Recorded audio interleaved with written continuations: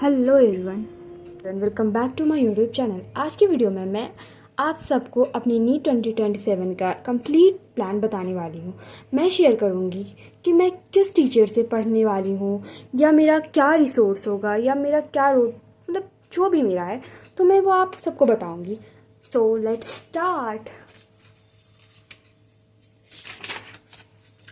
मेरा प्लान है कि मैं वीकली सब कुछ कंप्लीट करूँ। जैसे कि बायो में क्लास 11th और क्लास 12th का एक एक चैप्टर करूँगी वीक में। एक वीक में क्लास 11th का भी और एक क्लास 12th का भी एक एक चैप्टर करूँगी।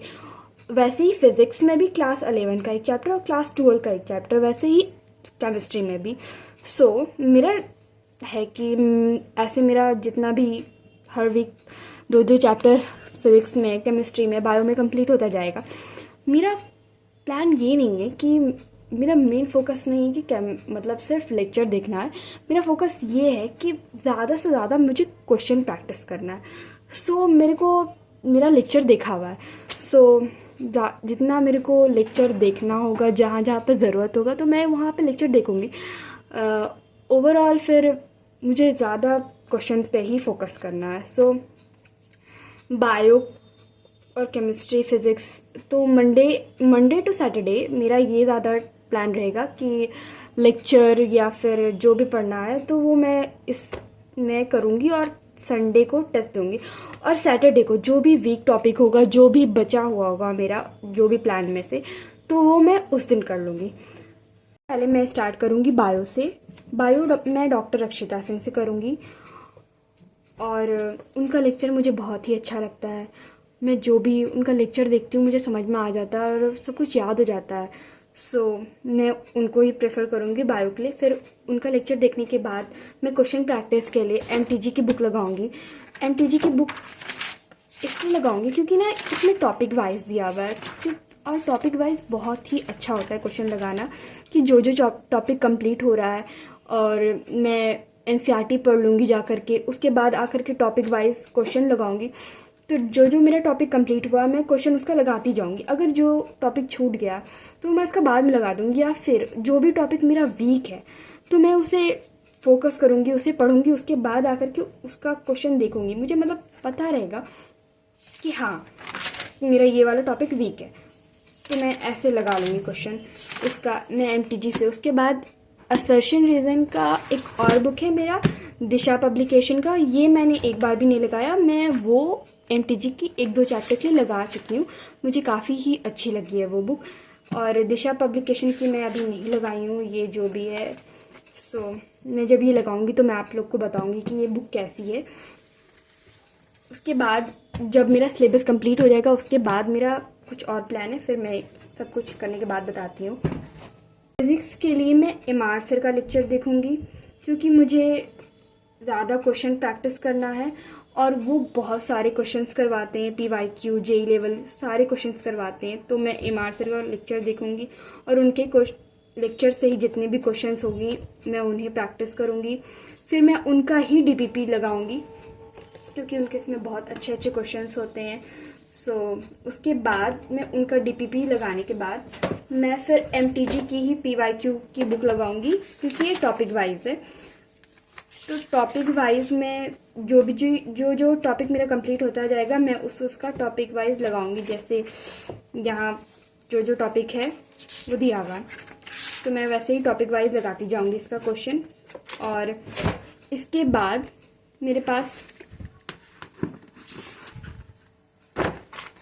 नीट प्रेप एसेंशियल ऐप मैं ले चुकी थी जब मैं 12 में थी, तो मैं उतना यूज़ नहीं करी थी, क्योंकि मैं उस टाइम सिर्फ 12 पे फोकस था, मेरा नीट पे कोई भी फोकस नहीं था। तो इसका बुक्स मैं यूज़ नहीं की हूँ, लेकिन मैं नीट प्रेप एसेंशियल ऐप फिर से लूँगी, क्योंकि वो बहुत अच्छा था। मैं बायो के लिए यूज़ कर चुकी हूँ, और फिज़िक्स के लिए मैं फिर यही यूज़ करूँगी, क्योंकि इसका चैप्टर वाइज दिया हुआ है। एनसीईआरटी का जितना भी पेज वाइज है तो ये पेज वाइज दिया हुआ है, तो मैं एनसीईआरटी पढ़ करके भी इसको लगा सकती हूँ, तो ये बहुत सही है, इसलिए मैं ये यूज़ करूँगी। उसके बाद ये वाली बुक बहुत अच्छी है, करेला का जूस फिज़िक्स बहुत अच्छी है, तो मैं वो सब करने के बाद मैं इसे करूँगी। मैं पहले इसे अच्छे से कर लूँगी, उसके बाद कुछ और देखूँगी। पहले इतना ही है।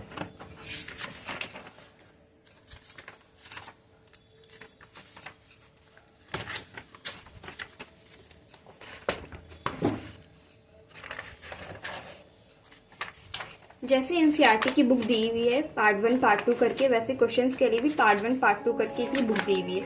तो टोटल हमें 4 बुक मिली थी वहाँ से, बस फिजिक्स और केमिस्ट्री की ही मिली थी। बायो के लिए पूरा ऑनलाइन ही। अब केमिस्ट्री की बात करते हैं। केमिस्ट्री के लिए, फिजिकल केमिस्ट्री के लिए मैं विशाल तिवारी सर का लेक्चर देखूंगी, और मैं कोई भी डीपीपी और वो सब नहीं लगाऊंगी, बस एमटीजी की ही बुक लगाऊंगी, इसमें भी टॉपिक वाइज करके। और अभ्यास प्रेप एसेंशियल ऐप की बुक जो है मैं पहले उसे लगाऊंगी, पहले मैं उसे अच्छे से करूंगी, उसके बाद मैं कुछ और लगाऊंगी। और ऑर्गेनिक के लिए मैं पंकज सर का देखूंगी लेक्चर्स, और इनऑर्गेनिक के लिए विशाल तिवारी सर का। मैं इसमें भी कोई भी लेक्चर में देख करके मैं नोट्स नहीं बनाने वाली, क्योंकि मेरे पास ऑलरेडी नोट्स इन सब का बना हुआ है। तो मुझे बस क्वेश्चंस पे और बस यही सब पे ध्यान लगाना है। बस इसके लिए मेरे को ये देखना है। और क्वेश्चंस के लिए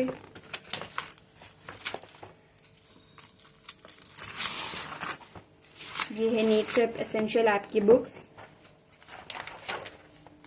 ये भी एनसीईआरटी पेज वाइज करके दिया हुआ है। सो मैं इसे यूज़ करूँगी, क्योंकि मैं बिल्कुल भी यूज़ नहीं की थी 12th में। सो मेरा बिल्कुल अच्छे से बना हुआ है, तो मैं बिल्कुल भी नोट्स में ध्यान नहीं दूंगी। फिजिक्स केमिस्ट्री के नोट्स का मेरा सारा फॉर्मूला शीट भी लिखा हुआ है, तो मैं उन सब पे ध्यान नहीं दूंगी। बस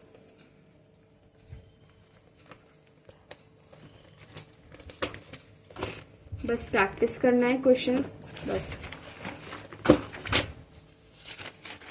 सारा फॉर्मूला शीट सब कुछ मेरा बना हुआ है, बस बायो का नोट्स बनाना है मुझे। और बस कॉपी ली हूँ बायो की नोट्स बनाने के लिए। ये है 11th का चैप्टर 1, जो कि मैं 11th का चैप्टर 1 कंप्लीट कर चुकी हूँ। सो ये 11th का नोट्स है। और ये 12th का, मैं एक चैप्टर 12th का भी कर चुकी हूँ, तो वो भी मैं नोट्स बना चुकी हूँ कि रिवीजन के लिए सही हो, बाद में इजी हो रिवीजन, इसलिए मैं नोट्स बना रही हूँ। ये मेरा मॉक टेस्ट है पेपर, बहुत सारे हैं। सो मैं ये भी नीट प्रेप एसेंशियल ऐप का ही है, जो मैं 12th में ली थी, लेकिन मैं एक भी यूज़ नहीं की हूँ। तो मैं अभी इस ईयर यूज़ करूँगी, जब मेरा सारा सिलेबस कंप्लीट हो जाएगा उसके बाद मैं इसे यूज़ करूँगी। और ये मॉक टेस्ट के लिए बहुत सही रहेगा। और इसके साथ मुझे ये भी मिला है OMR फिल करने के लिए, लेकिन नेक्स्ट ईयर से 2027 से तो CBT मोड हो जाएगा, तो वो उसके लिए मैं फिर से नीट प्रेप एसेंशियल ऐप लूँगी। जब मेरा सिलेबस कंप्लीट हो जाएगा तब तक मैं इससे करूँगी कंप्लीट। फिर मैं ये 15 इयर्स सॉल्व पेपर भी है, मैं ये लगाऊंगी टेस्ट के लिए। तब तक के लिए बाय बाय।